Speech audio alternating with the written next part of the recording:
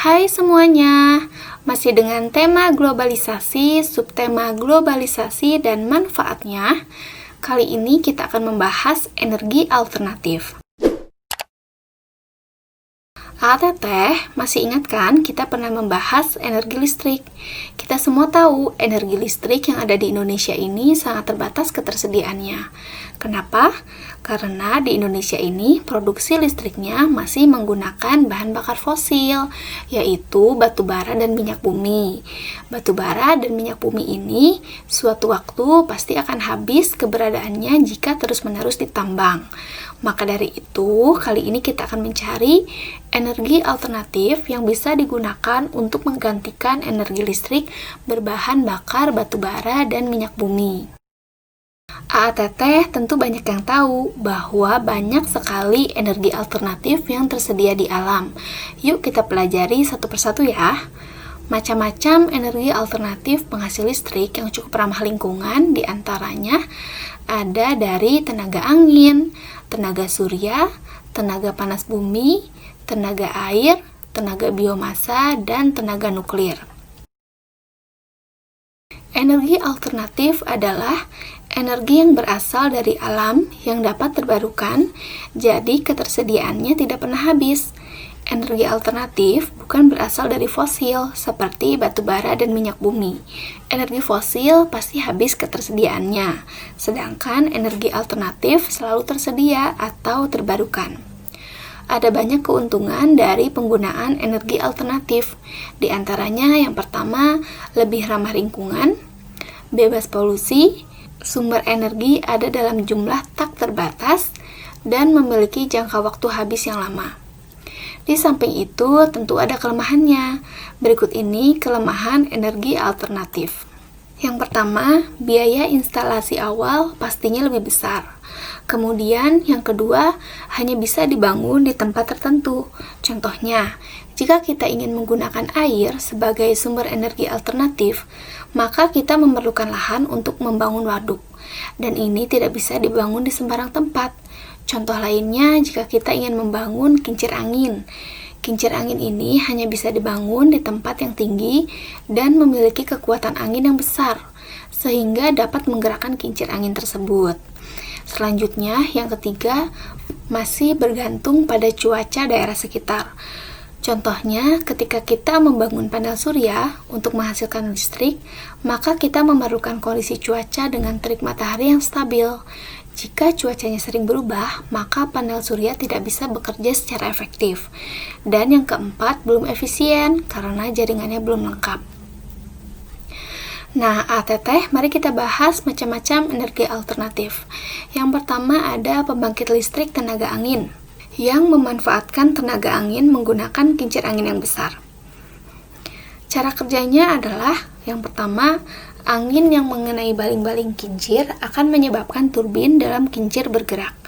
Turbin akan berputar menggerakkan generator sehingga menghasilkan listrik, dan transformator akan menaikkan tegangan listrik yang dihasilkan oleh generator.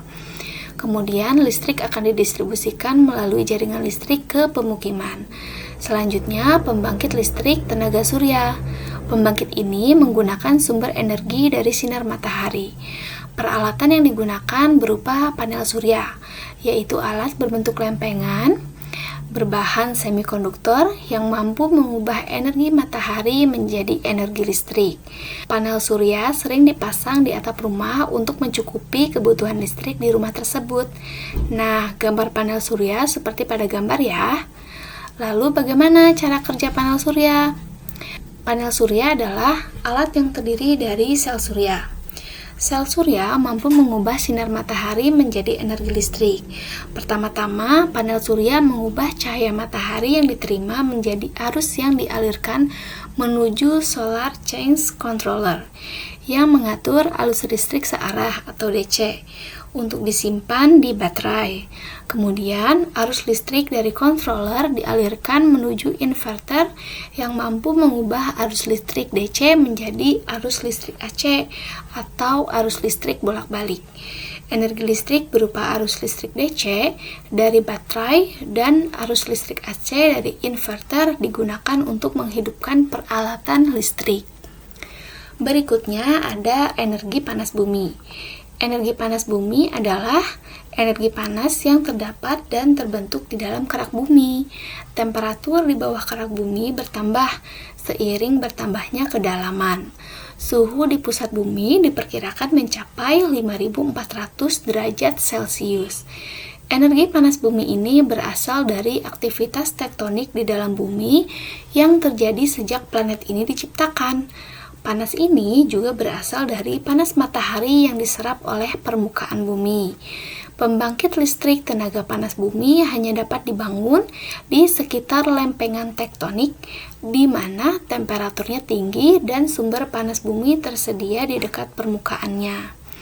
Selanjutnya, PLTA atau yang sering juga disebut pembangkit listrik tenaga air merupakan sumber pembangkit listrik yang menggunakan energi penggerak turbin yang berasal dari air.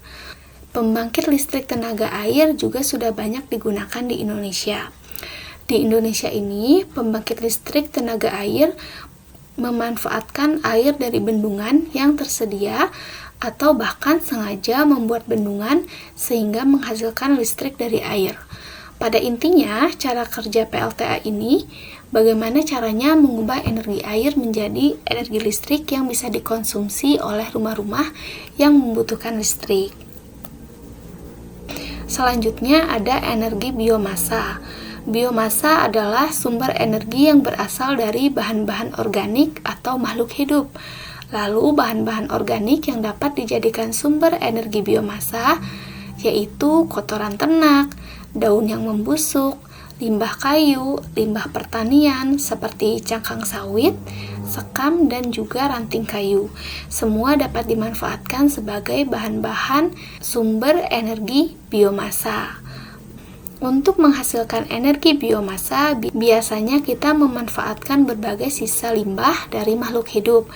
Sisa limbah makhluk hidup kita tampung dulu di suatu tempat. Kemudian untuk menghasilkan energi biomasa ada dua cara. Cara pertama yaitu proses pembakaran dan cara kedua melalui proses pembusukan. Cara pertama yaitu pembakaran dengan cara membakar limbah sisa makhluk hidup untuk menghasilkan uap. Uap ini yang digunakan untuk memutar turbin yang berhubungan dengan generator sehingga dapat mengubah energi kinetiknya menjadi energi listrik. Cara kedua yaitu dengan proses pembusukan.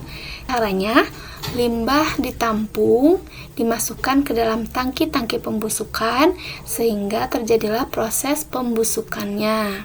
Dari hasil pembusukan tersebut dihasilkanlah gas metan. Gas metan ini yang dapat dimanfaatkan untuk memanaskan air di dalam boiler sehingga menghasilkan uap air. Uap air inilah yang nantinya digunakan untuk memutar turbin sehingga dapat menghasilkan energi listrik. Berikutnya kita pelajari bagaimana cara kerja pembangkit listrik tenaga nuklir. Yang pertama, reaksi nuklir dalam reaktor akan menghasilkan panas yang digunakan untuk memanaskan air, sehingga menghasilkan uap panas. Kedua, suhu dalam reaktor harus selalu diusahakan stabil.